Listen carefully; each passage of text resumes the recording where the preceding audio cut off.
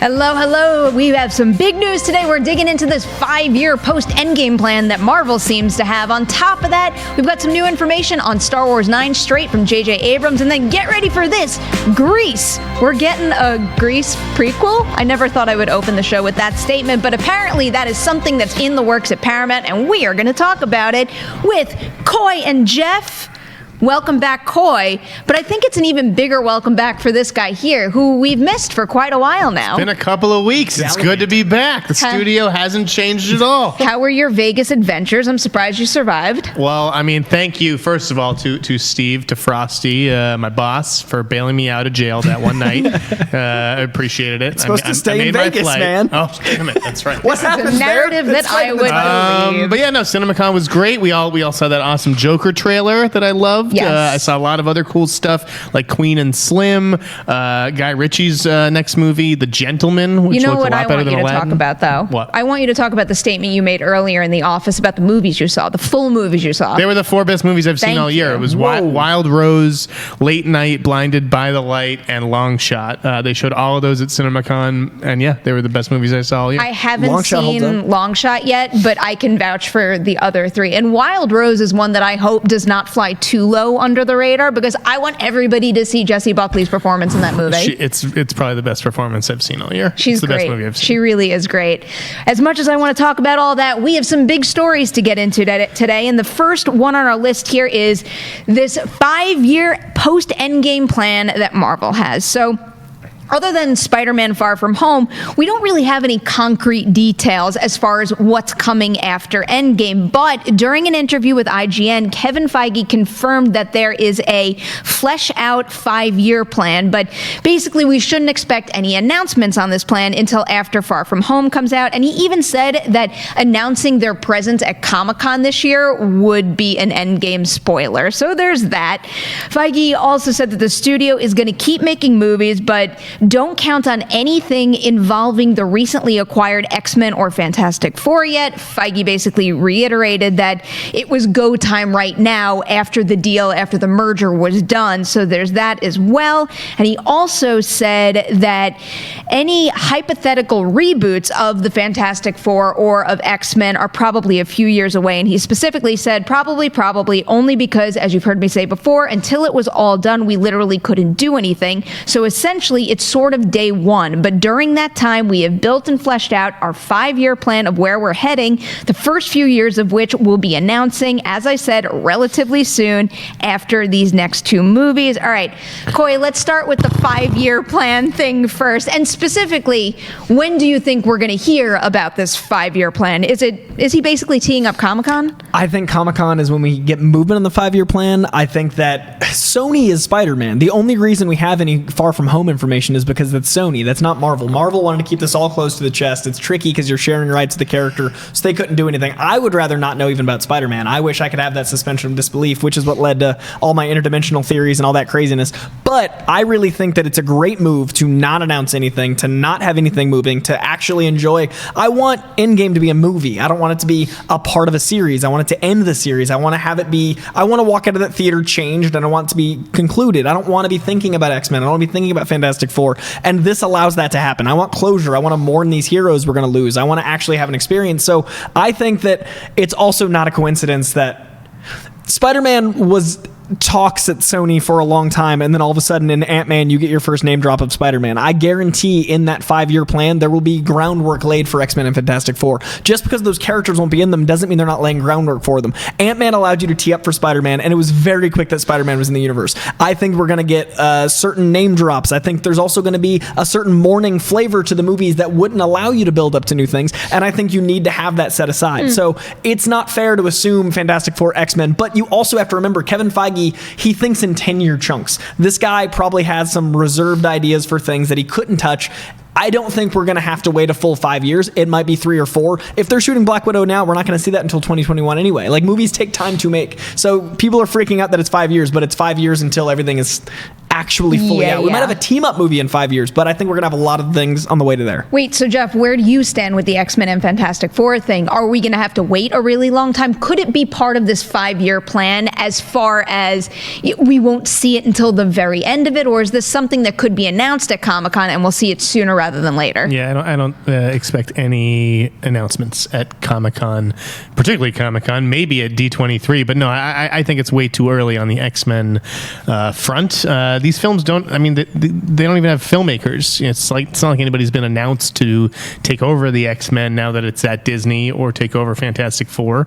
I would expect Feige and Marvel to play out everything that they have planned, for the next few years, and then you get into X-Men and Fantastic Four at the end of that 5-year plan. Yeah, it's a very good point that it could not be San Diego Comic-Con at all, because D23 2019 is from August 23rd to August 25th. So could Disney be ditching SDCC overall? Here's what I want them to ditch is the MCU, okay? Dude. Make a standalone Marvel movie. Not everything has to be part of the universe. Can we just get some stories outside of this larger universe that just have nothing to do with continuity or canon? I don't tell me a good story. I guess my question to that would be why. I feel like I wind up thinking the exact same thing when the continuity somewhere isn't as strong. And the fact of the matter is, Feige has done a very good job constructing a strong continuity that I want to know more about that specific world. This is 22 movies, right? With Endgame, and then apparently it's continuing with Spider-Man,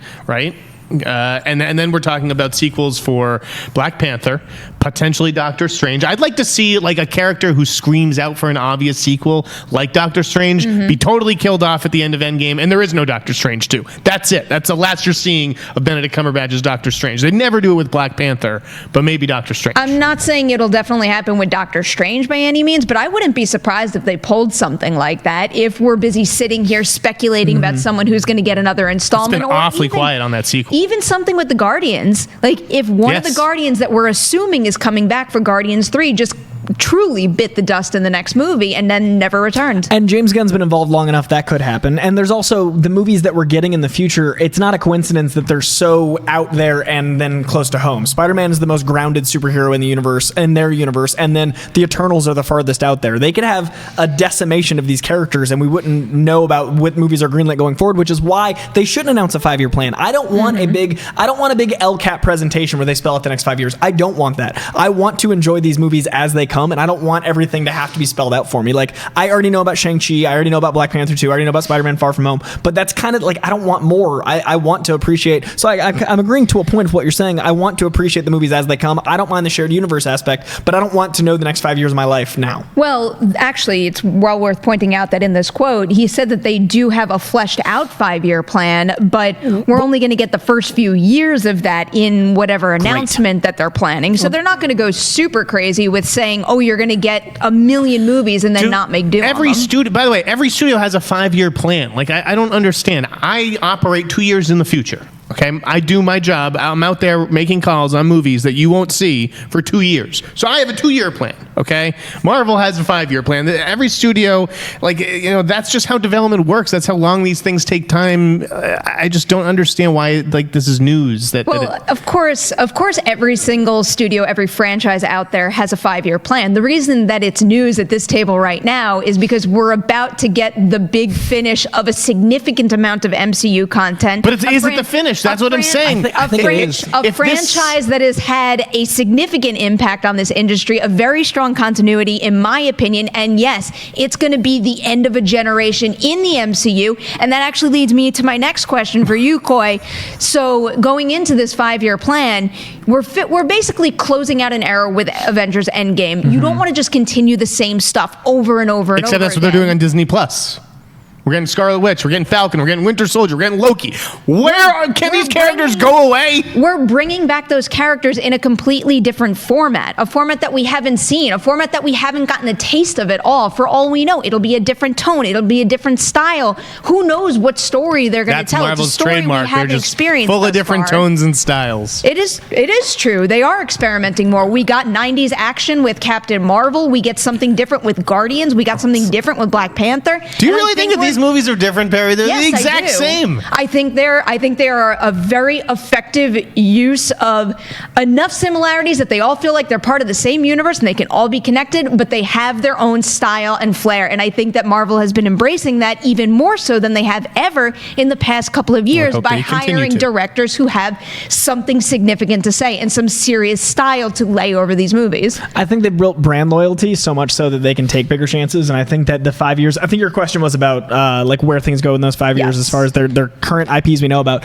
I think that leading into Netflix and not doing more movies with these characters is a way to keep the brand alive, but also take bigger chances. I've said before, I think Shang-Chi is going to feel like nothing else we've seen before. I think we're going to see Spider-Man is the most like day player on the ground character that there's a reason that Avengers, the next thing after that is him. I think we lose Iron Man, Thor, and Cap. I think the Avengers as we know it are completely gone. So it will feel like he's referred to this as the Infinity Saga. That is the most comic booky thing Kevin Feige could have said, to be like, this is the end. It's an omnibus. You can pick up this omnibus of 22 movies and that's the end. So I think Black Widow could even be a prequel. I think there's a lot of things that they can do that's going to be a different timeline. I love that the movie's out in 3 weeks and we have no idea what we're dealing with going forward. And I think that is the strength of the brand, that no matter what, those movies are going to make $100 million.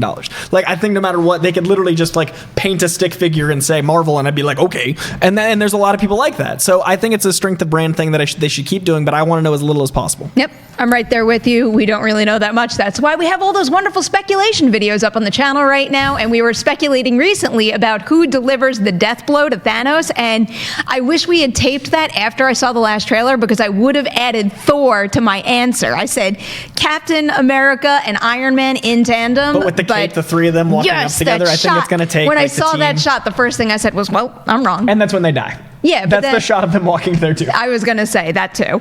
All right, we're moving on to another big story, another big franchise here, and actually another franchise that we're going to be covering very heavily in the next couple of days, because Star Wars Celebration is coming up. We will be on the ground covering The Mandalorian, Star Wars Ep9, you name it. So jumping into this story here, we basically just have some quotes from J.J. Abrams, and he details how he got involved in the project. So we know that Episode 9 was originally set to be co-written and directed by Colin Trevorrow, but then in the wake of the Book of Henry, he backed out and said he left over creative differences. Then that's when J.J. Abrams returned, but in a new interview with Fast Company, Abrams said that he almost turned it down. He said that he was working on other things, but then Kathleen Kennedy called and said, would you really seriously consider coming aboard? And once that started, it all happened pretty quickly. The whole thing was a crazy leap of faith. He also revealed that he did toss out the previous script that Trevorrow was working on. He specifically said,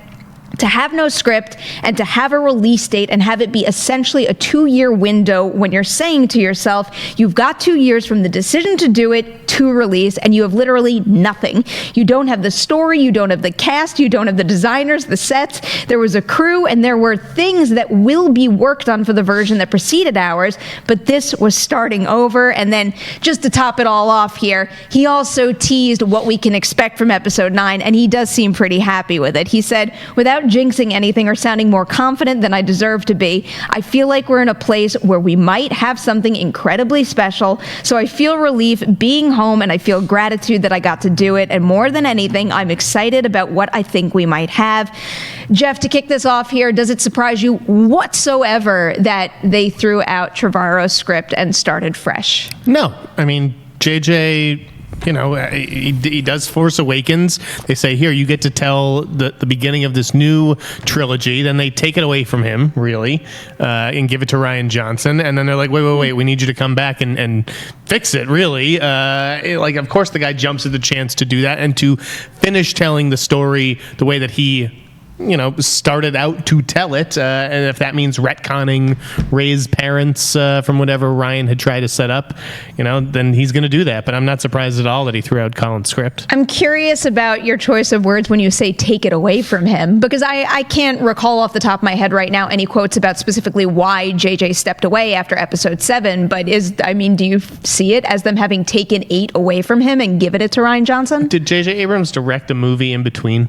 Did he direct a movie in between Force Awakens and Episode 9? Not that I can remember. I can't think of one actually. Off the top of my head. I mean, and based that's on because he wasn't planning to. It's because he was planning to do the Last Jedi. There was friction there with him and Kathleen Kennedy, and that's why it ultimately took Kathleen Kennedy being a bigger person to invite him back into the fold, knowing that if she wants to fix this franchise or at least get an ending that will satisfy people, you got to go back to JJ. The quote here does mention that he was working on something else when she came back to him, but that doesn't necessarily mean that it's the same timeline and the same project. So I don't know. I guess that could be the case. Coy, how are you feeling about these quotes, and specifically how high he already kind of praises Episode 9? I'm only worried because the 2 years is such a quick turnaround. That's an incredible feat for CGI and prep and everything else. But the good news is, like you said, he had a plan. Like, he began 7 with how I imagine he planned to end 9. So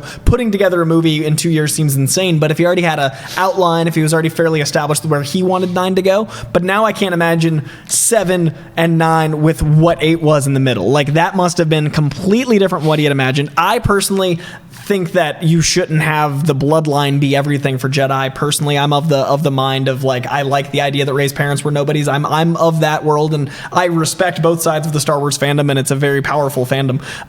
So I fear talking about it. But it's really tricky because that seems so counter to what The Force Awakens was. So I can't imagine what a movie that is going to be somehow the culmination of both Force Awakens and Last Jedi looks like with only 2 years of prep. Yeah, I'm in the position where I really loved what he did with The Force Awakens, but I'm also a fan of the risks that Last Jedi took. So the thought of having to almost not necessarily combine the two, but I guess in a way, yeah, in Episode 9, I don't quite know what to picture, but I would be very, very surprised if we would start, when Episode 9 comes out, if we're freely using the term retcon in terms of him taking certain plot points that Rian Johnson introduced and completely erasing them. I think he's going to find a way to organically and naturally and justifiably basically take those a step further where they land in a place that satisfy as many Star Wars fans as possible without actually saying, well, now you can wipe your hands clean of The Last Jedi. I think it's still going to be in play,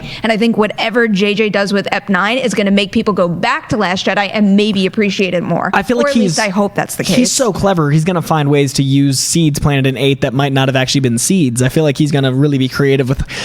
This is a bit of a name drop, and I don't mean it to be, but I've worked with J.J. Abrams on a movie, and there is no director that's as good a technical director as a personal hands-on actor director that I've worked for. His brain works on such a level that he's doing so many things at once, and he's able to tell stories in a frame that the dialogue's just an addition to. Like, you already know so much just from this. So if there's someone that's going to combine 7 and 8, it's J.J. Abrams. If there's someone that's going to make the people happy that love The Force Awakens and The Last Jedi, he loves this mythology. He bleeds Star Wars. There's this guy wants this to work. So if you want an ending that's going to satisfy the Skywalker saga, it's JJ. So if anyone else had said this quote, I'd be worried. But JJ Abrams saying the quote of, I made this work in 2 years and I'm really proud of it, he's a Star Wars fan. So if he's proud of it, I'm excited for it. I'm feeling pretty confident right now. I'm just curious to see what happens on Friday when we get to that panel, what they actually give us. Go ahead.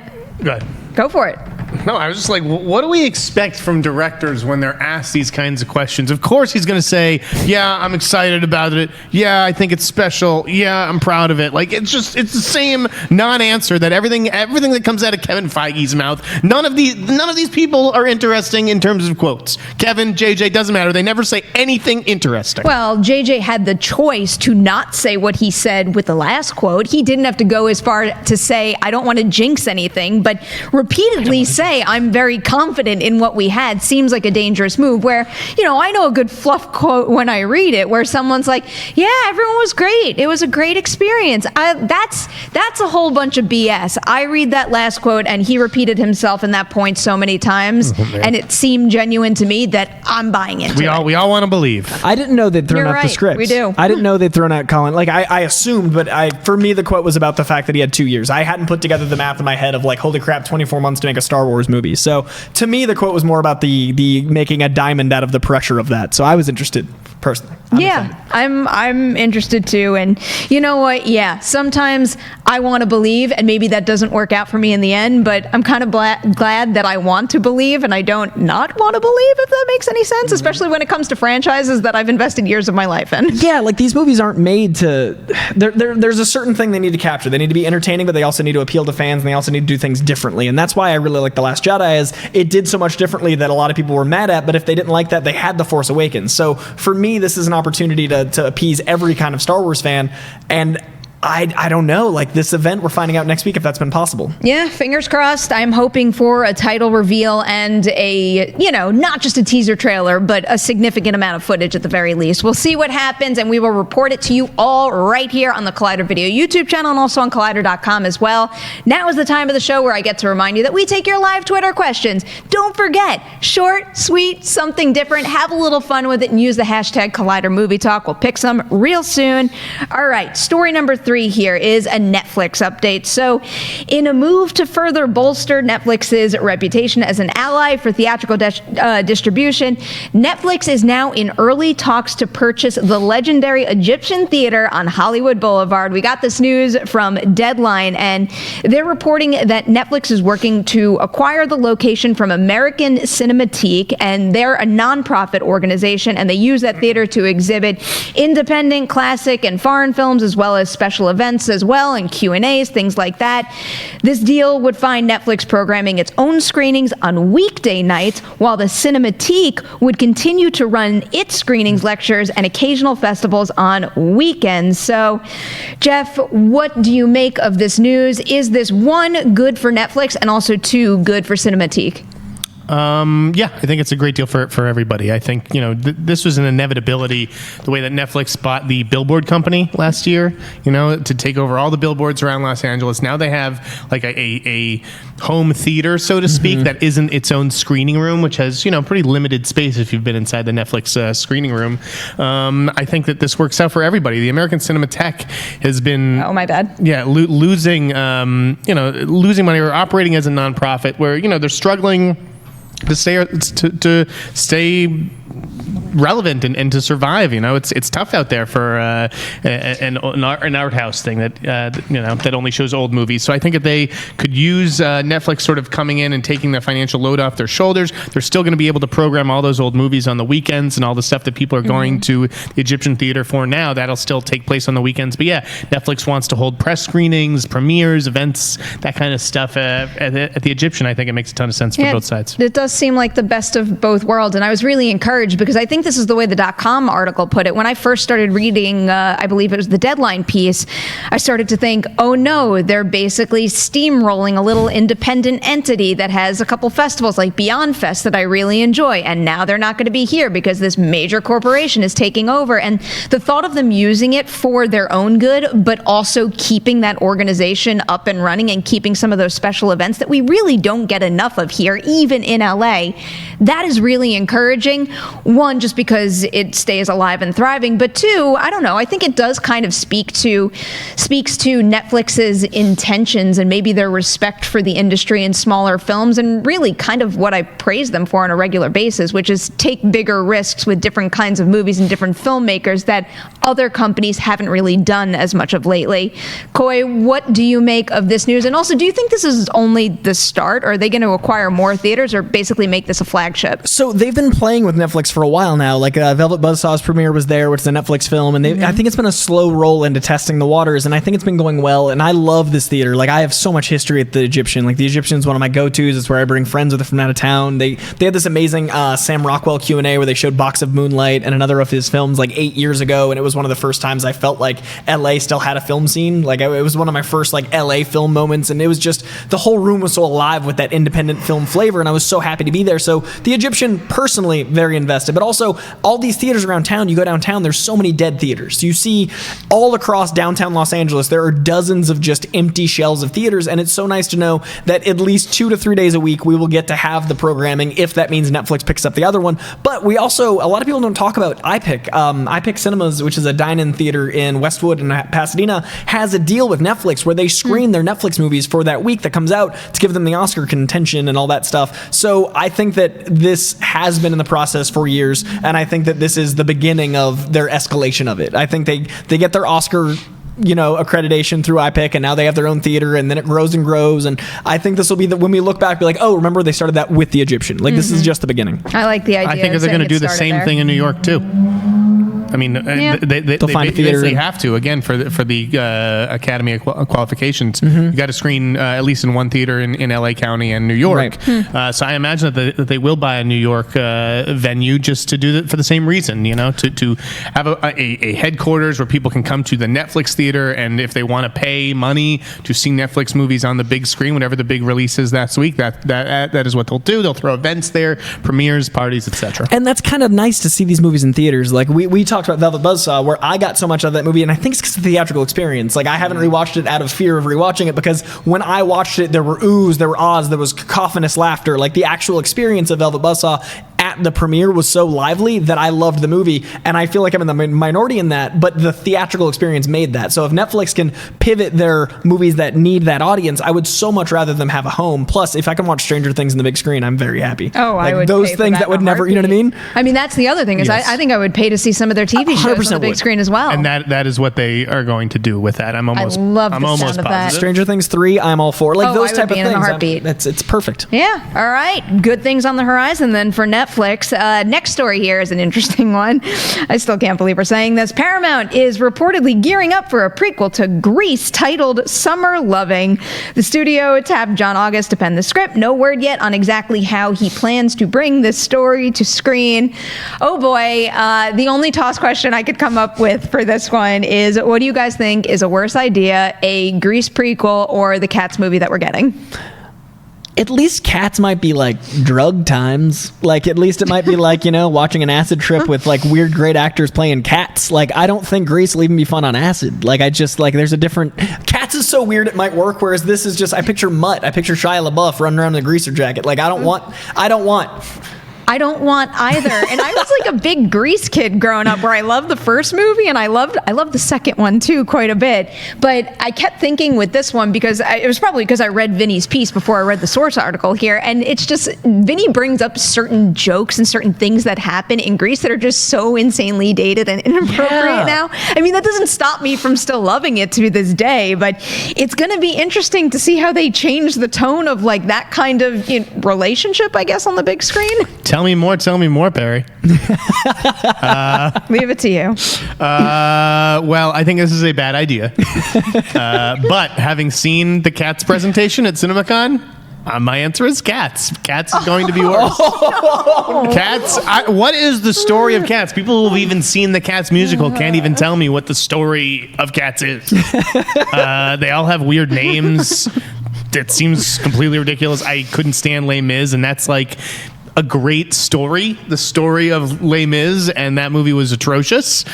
So I think Cats is going to be an abomination. Well, you just have to describe in your own words what it was like watching that behind the scenes featurette, because just reading the descriptions online, I'm almost like, I'm jealous that I didn't get to cringe with everybody. I mean, I'm just like, why this guy Tom Hoover? Like, well, you can do anything, really, right? He won an Oscar for The King's Speech, didn't he? Like, why do you want to keep doing these musicals that aren't even like interesting musicals, like Guys and Dolls or West Side Story? Why is Universal? I know that they have like this rich musical history, but I just don't know, like, this before Wicked. Like, they've been developing Wicked for years. They can't get Wicked off the ground. What is going on there? What is going on with Wicked? When are we going to get that already? Cast the roles. They could have Wicked out maybe for next December, like if they end up casting December or something. I don't know.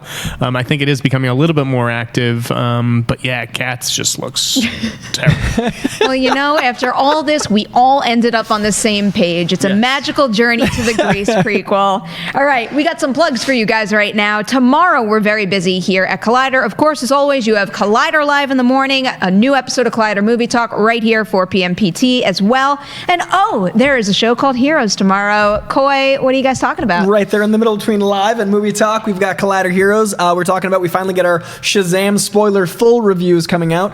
We talk about that Joker trailer, which dropped moments after last week's taping of Heroes. So I have sat for 6 days on probably my favorite superhero trailer in years. It is a tremendous trailer, so we talk about that. It is Collider Heroes episode 300, so we celebrate our 300th, and it's our Venom issue. So it's a big episode, and there's so much going on in the world of comic films, so check out tomorrow's episode. And that's not it. I think you got something else cooking there. You had a killer first episode of your comic book shopping with Zach Levi, of course, and that's only the beginning of it. Who's up next? So we've decided only to bring in leads that are 6'4" to make sure that I look properly statured. And David Harbour is joining us for next week's on Tuesday. A week from today, we are dropping our second episode of Comic Book Shopping. I got to hang out with Hellboy, with Hopper, with the guy from Newsroom. I freaking love David Harbour. He is so passionate about Hellboy. He is so passionate about acting. He is so invested in the characters he plays, and he's just the raddest. Like, the guy is Hopper, and I can't wait to share it with you guys. And we talked all sorts of stuff. We talked a little bit of Black Widow. We talked a lot of Hellboy. Check it out. I'm really proud of this one. I can't wait to watch him. My interview from the Hellboy junket with David Harbour just went up, and what a freaking delight. He's amazing. He's a really, really cool dude. I was glad I got to talk to him for 5 minutes. Infinitely charming, and he stays like in this very jubilant space, but he doesn't have like a bubbly energy, so his jubilance is very reserved, and it's a very interesting, like, he's fascinating. I love David Harbour. He's great. All I want to know is, will there be cake for the 300th episode of Heroes? Because if so, I'll come in. There'll be cake. Good. I'm now committed to cake. There's still some bagels on the table. Remember, Jeff? The bagels were your welcome back. Go indulge. I didn't see any cream cheese. We have some Twitter questions to get to right now, and I wanted to kick off with this one question here from Matthew Spencer because it's something we didn't have time to cover on today's show. He's asking, what did you think of the new Addams Family movie trailer? I thought the designs were weird, but were appropriate for this odd family. The quirky music from RDJ's Sherlock Holmes matched so well with the classic theme at the beginning of the trailer. Did you guys get a chance to watch this one? I've seen stills. I haven't watched it yet, but I liked the character designs. I like the cartooniness. I mean, if you're going to keep remaking Addams Family, why not go for it? Like, keep going bigger. And Oscar Isaac is, I mean, that's perfect. Yeah. I've seen 1,000 movie trailers in the last week, and that's the one I did not see. Oh, really? I did get around to watching it. I thought it was cute. I've always been a big fan of the Addams Family, and I think I will pretty much never say no to another rendition of it. And I kind of liked the quirky designs here. They worked really well, and I don't know, just kind of reuniting with those characters makes me feel like I'm stepping back into that world, and that is the weird world I want to exist in. So I'm all for it.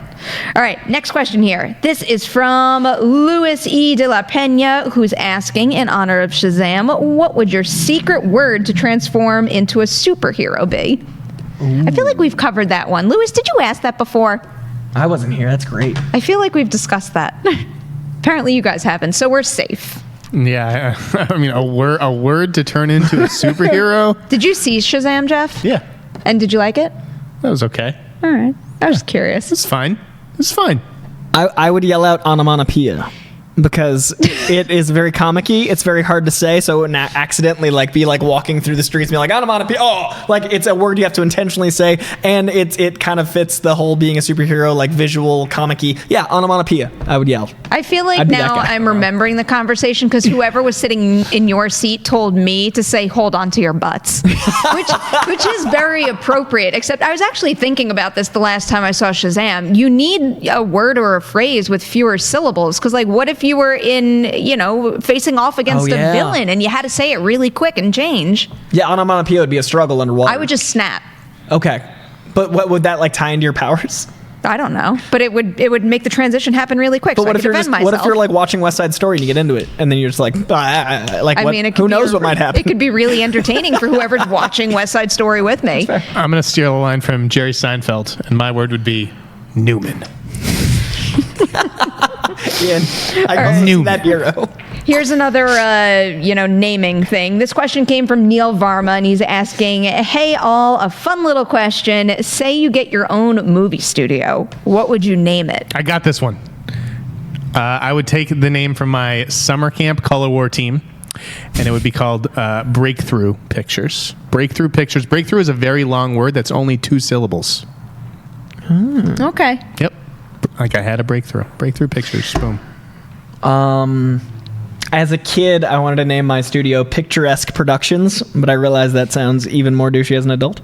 I would go with Living the Dream, because whenever you're like talking about it, you're making movies, right? You're living the dream. So you've accomplished that thing. You're living the dream. You see it up in the thing. You're watching a movie. You're living the dream. Like sitting down in a theater is a religious experience. Watching a movie at home, religious experience. So every time that pops up, hopefully the quality is good. If it's my studio, Living the Dream. I think Living the Dream LTD. Ooh, I like that. LTD. Yeah, LTD, Living the LTD. Dream. Oh. Boom. If this isn't a thing yet, someone just took it. What's yours, Perri? Living the Dream I can't top LTD. that now. At first, I was trying to think of some way to incorporate Dewey's name into it because I would want Dewey to be my logo. But then I started to think realistically. And when we were making Child Eater, we thought about starting our own company. And it was going to be, because there's a Black Stork element, it was going to be Black Stork Productions. And it was going to have a really cool logo that we had designed. But yeah, see it. I liked it. And also, it taps into the little like sinister horror vibes in me. So it seemed, I like this. seemed I appropriate. like Black Stork, and it's carrying like a little bundle with letters, and then it just drops it, and the letters spill out, and it spells out Black Stork. I like that. I can picture the art too. You should go into good at business logos. just making logos. Living the Dream Yeah. LTD is strong. That's fantastic. Oh, well, we're set. We could leave now. We're good now. Bye. All right, start a new job, guys. All right, not before we answer another question here. And actually, Jeff, this is a perfect question for you. Brian Knight is asking, what is the dispute between the WGA and ATA about? Also, how will it impact the film industry? Can you give a little 101? I thought we were going to discuss this on an upcoming episode. The WGA wants to, if not end packaging entirely, there's a real conflict of interest because the agencies these days are now owned by like these gigantic hedge funds, and so they have they're demanding greater profits and greater profit margins, and it just doesn't pay to represent writers and directors and actors these days. Like that's why these companies have had to diversify, and you see WME getting into UFC and all these other like revenue streams. And packaging is one of those. And if you were to take packaging away from a lot of these agencies, those agencies would be out of business within a period of months. And packaging is putting the project together, getting the talent together. And it's like, I don't really understand why, like packaging is a decades-old practice, but I don't know. I feel like representatives have been negotiating for themselves, like even forget whether something is in a client's best interest or not. They're always trying to get themselves on as producer. Managers are trying to get themselves on as producers, that kind of stuff. Agents are saying, if we're not even going to get a package, then it's not even worth my time to put my client, my writer client on this TV show, whatever it is.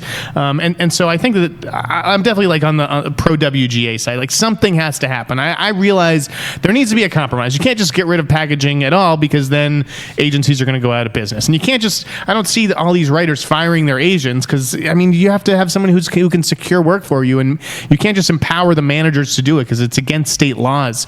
But yeah, something definitely needs to change because it is a broken system, and the writers are the ones getting screwed. Like, when I sit down with agents, the agents are the ones driving these nice cars in these nice fancy clothes with nice watches and all this stuff. The writers just don't live like that, and they should be. The agents work for the writers. Yeah. They should be getting 10% of what the writers get. Like, I know writers don't have to pay commission on packages, but I don't know. It's a very complicated situation, and I hope that they figure it out soon because it really could change the entire industry if those fees were to go away or be redispersed elsewhere. Well, thanks for the basics here. Hopefully we can dig into that a little deeper sooner, but we have a really pressing Twitter question right now, and it's again for you, Jeff. This comes from, I can't say it without laughing. I was going to say at blah blah blah blah because that's what we were talking about before. I've completely ruined the jokes. It's a lie right now. Jeff, what are you hearing about the Bill and Ted movie? I haven't heard anything on terms of casting, but I do have this fun little tidbit for you guys. I do hear that they're looking for two teenage girls to play the daughters of Bill and Ted, that they are both going to be the fathers of daughters who are friends themselves in the movie. And in addition to that, I think that the new Rufus character, who obviously won't be named Rufus, but she sort of fits that part in the script. Sorry, it's going to be a woman. It's not going to be a guy. Spoiler alert. Yeah. Oh, I feel like because of Booksmart, I'm like, just cast Beanie Feldstein and Caitlin Dever in those roles. That would be kind of cool. I would like it. I've heard that they're terrific. I don't know if the girls will be kind of like bimbos, like their fathers were, if you kind of like, it would be funny if Bill and Ted had really smart daughters. Yeah. Like stoic. Or just like, you guys are morons. Like, but yeah, I don't know. I'm definitely curious who they end up getting for those roles, but in particular, this female Rufus, so to speak. I like Aubrey Plaza playing Keanu Reeves' daughter, but she's like whip smart and not like bogus at all, but she's like super concentrated. She's a little old. I could see her actually being the female Rufus. Into that. Yeah. I would like that as well. Yeah. All right, I think we have time for one more question, and we're going to go back to some Marvel on this. This is from Lance Green, who's asking, if Sony doesn't extend its agreement with Disney to work together on Spider-Man, do you think Far From Home takes place before Infinity War? That question has been bandied around for 800 reasons for the last 2 years. Well, not 2 years because Infinity War came out last year, but everyone's been theorizing that for a very long time. I don't think there's a version of this where the continuity isn't a little messy. I don't think there's a version of this where we don't have, like, there's going to be, obviously the Endgame ending will tie into Far From Home. It's just, we've already had some continuity issues with, like, Homecoming, with the timeline and all that stuff. Like, having two studios share a character is hard. I don't know how much Sony's going to want to play ball with Spider-Man after this because of how well Venom did, because of how quick they're moving ahead with their own universe. I could see Spider-Man Far From Home being the end of that shared agreement. That could mean a certain thing for how they handle Spider-Man in Endgame. I think that, I don't know. I'm curious. Yeah. What do you think, Jeff? Is this deal going to come to an end sometime soon? On one hand, I think it should, because it's like, why is Sony licensing out its biggest character to Disney? Like, Disney doesn't need it, and I think Venom did prove that Sony's Marvel movies can sort of stand on their own. But on the other hand, it's like, why would you get rid of that association with Marvel? I think it makes the Spider-Man movies more of a must-see type event because they are sort of parallel to the MCU, or part of the MCU, if you will. So I don't know if they renew it. That's a tough question. Spider-Verse as well. Like, Spider-Verse was really separate and it worked, and it was really, fascinating and did well. And I really, like, I've never been more on the fence about it because I love Spider-Man in the Marvel Universe, but I think it can live without it. Does Spider-Man have a future after this Avengers movie? Like I don't know if he needs to be an Avenger. Where does he fit into these other movies that they're doing going forward? I don't know that he does fit. So I don't know. Yeah, well, that's part of the reason why I've kind of really dove into this, Endgame ends in a place where there's different timelines, because that can easily explain away why we don't have Tom Holland Spider-Man anymore. New dimension. Yeah. Goes through Ant-Man's quantum realm. I'm starting to think that way. I'm starting to think that's how they do it. And maybe even we wind up with almost like more than one MCU happening parallel to each other. I think the Tom Holland and Far From Home. Nightmare, isn't it? Yes, it really is. The Tom Holland and Far From Home will not be the Tom Holland we lost in Infinity War, because Tom Holland Infinity War is actually dead. I think Spider-Man Far From Home, that's what I was trying to avoid saying, but I think Spider-Man Far From Home is the beginning of a different universe of Spider-Man. I think it's happening after Endgame for a reason. I think we meet a new Spider-Man at Endgame, and I think that's going to go in a direction. My head hurts listening to this, and I really hope that they just leave all that multiverse crap in the Spider-Man movie, the animated Spider-Man movie, because it's crap. Time will tell. 3 weeks. Oh. Wasn't a fan. 3 weeks. You weren't a fan of Spider-Verse? I wasn't a fan of all the multiverse stuff. I don't need that in live action. Oh boy, for sure. This is a discussion for another show. But you know what? Everyone's entitled to their opinion. True. We have some fun banter going on here. But you know what? If this isn't your thing, in another universe, it is. In another universe, I'm a really nice guy. Universe, Jeff loves the MCU. Marvel underoos right now. All right, guys, we are out of here. Jeff, Coy, thank you guys so much for joining me today. Adam in the booth, another round of applause to you because you are awesome. Guys, thank you so much for watching this episode. As always, please don't forget to like and share this video. Tell everybody you know about the podcast as well. We're going to be back tomorrow, 4 p.m. PT live for a brand new episode. Featuring Marvel and Star Wars news, probably.